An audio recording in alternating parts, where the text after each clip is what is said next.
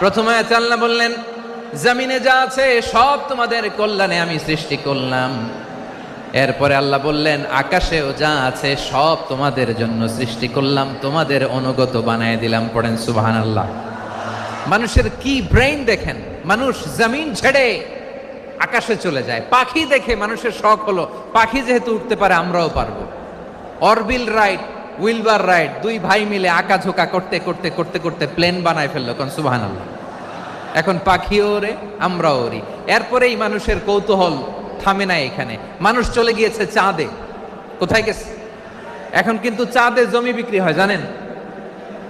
পৃথিবী নিয়ে মারামারি শেষ, রাশিয়া আমেরিকা এখন ধরছে চাঁদ আর মঙ্গল গ্রহ। এখন চাঁদে জমি বিক্রি হয়, মঙ্গলে জমি বিক্রি হয়। এই চাঁদ, মঙ্গল, বৃহস্পতি, শনি সব আল্লাহ তাআলা আমাদের জন্য বানিয়েছেন। সুবহানাল্লাহ পড়েন। মানুষ সাগরের উপরে চড়ে, শূন্যে ভেসে বেড়ায়, পাহাড় কেটে সুড়ঙ্গ বানায়, টানেল বানায়। মানুষ ব্রডব্যান্ডের লাইন নিয়ে যায় সাগরের ভেতর দিয়ে, এক দেশ থেকে আরেক দেশে, এক মহাদেশ থেকে আরেক মহাদেশে। সুবহানাল্লাহ পড়েন।